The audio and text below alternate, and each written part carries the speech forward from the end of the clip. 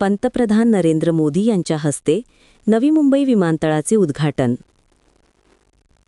पंतप्रधान नरेंद्र मोदी यांनी नवी मुंबई आंतरराष्ट्रीय विमानतळाचे उद्घाटन केले.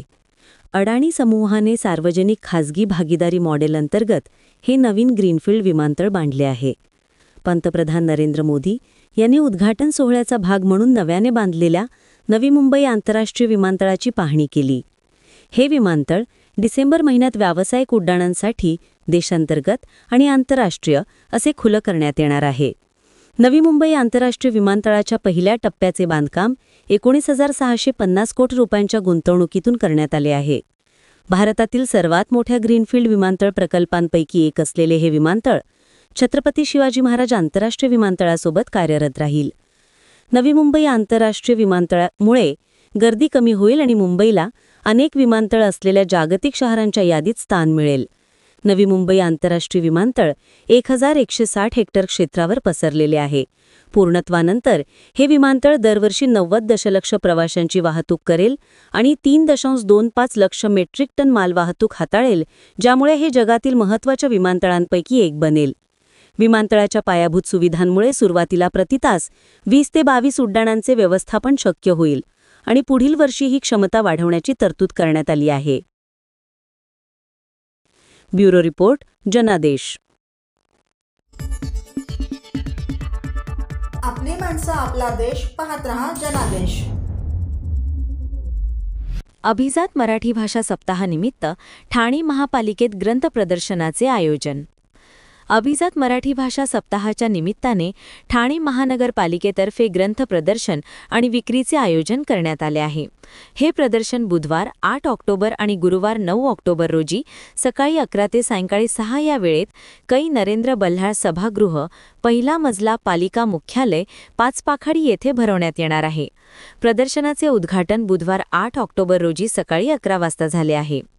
या प्रदर्शनात साहित्य अकादमी, मॅजेस्टिक बुक डेपो, ज्योत्स्ना प्रकाशन, अनघा प्रकाशन, शारदा प्रकाशन आदींचे पुस्तक प्रदर्शन आणि विक्रीचे स्टॉल्स ठेवण्यात आले आहेत. प्रदर्शन सर्व नागरिकांसाठी खुले आहे.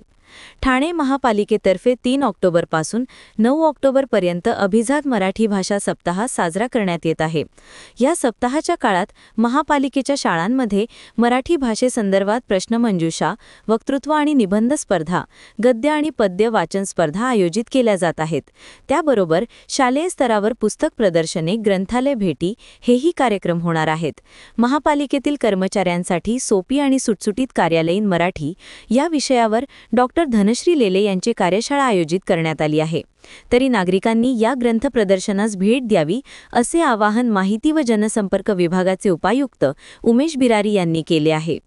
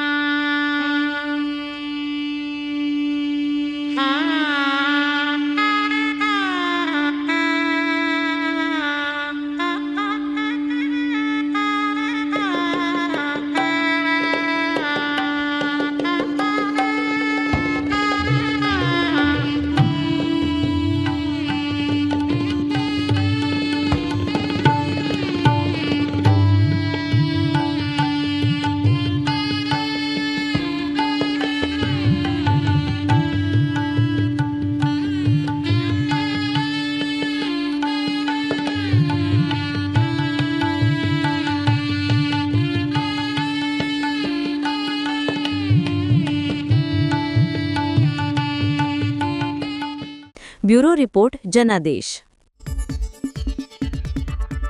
आपली माणसं, आपला देश. पाहत रहा जनादेश.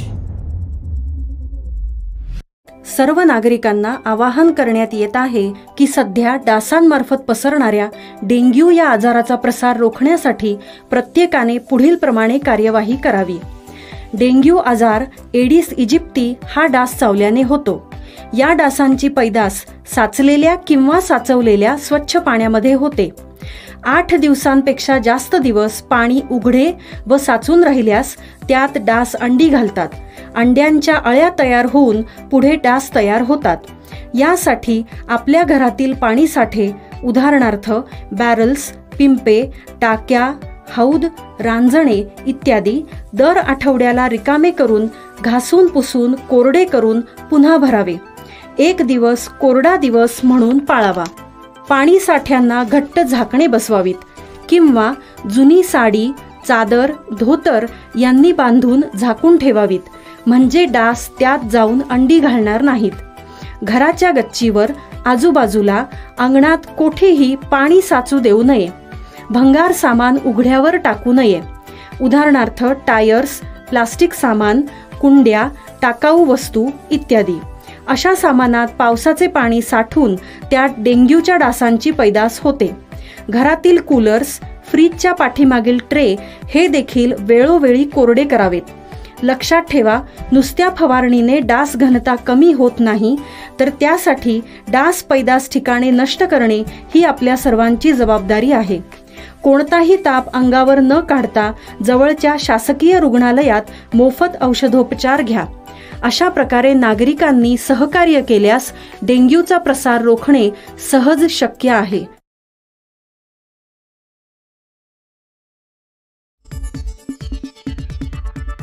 आपली माणसं, आपला देश, पाहत रहा जनादेश. गुरुवारी ठाण्यातील काही भागांचा पाणीपुरवठा बंद.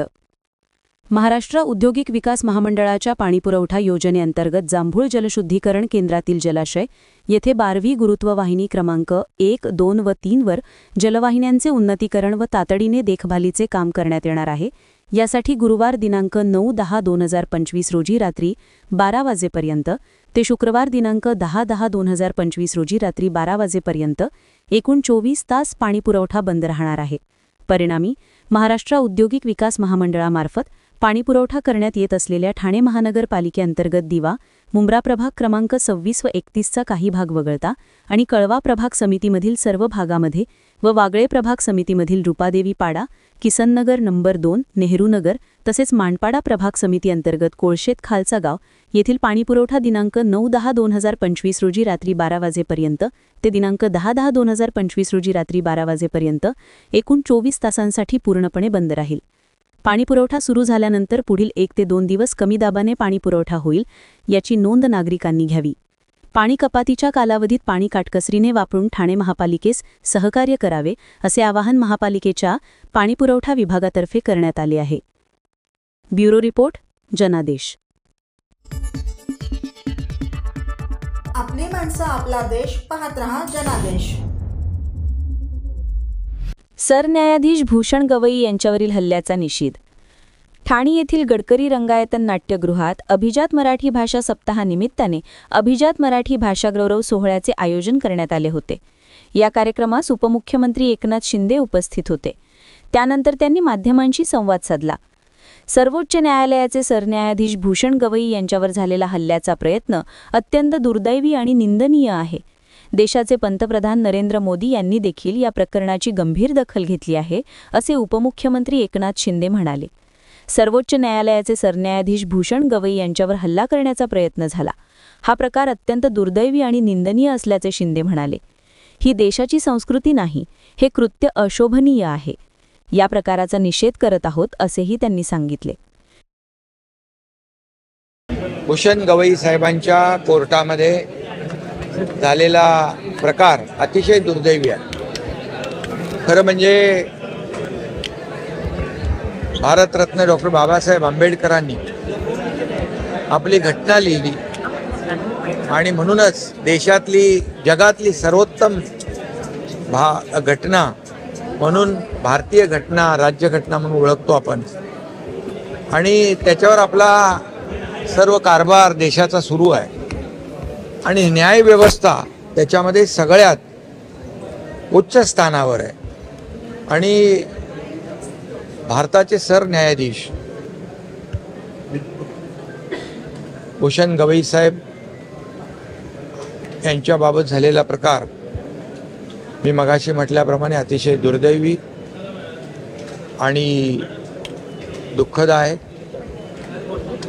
ही आपली देशाची संस्कृती नाही. खऱ्या अर्थाने आपण न्यायव्यवस्थेवर विश्वास ठेवणारे लोक आहोत. त्यामुळे याची निंदा करावी तेवढी थोडीच आहे. अशा प्रकारचं कृत्य करणं हे निंदनीय आहे आणि म्हणून मी एवढंच सांगतो की भारतरत्न डॉक्टर बाबासाहेब आंबेडकरांचे विचारांचे वारसदार असलेले भूषण गवई साहेब यांच्यासारखा अतिशय आपण रामशास्त्री प्रभूंचा दाखला देतो. त्यामुळे भारताचे सर्वोच्च पदावर बसलेले असताना देखील त्यांची जी काही विनम्रता आहे, त्यांच्या वागण्यामध्ये जी काही शालीनता आहे. ब्युरो रिपोर्ट, जनादेश.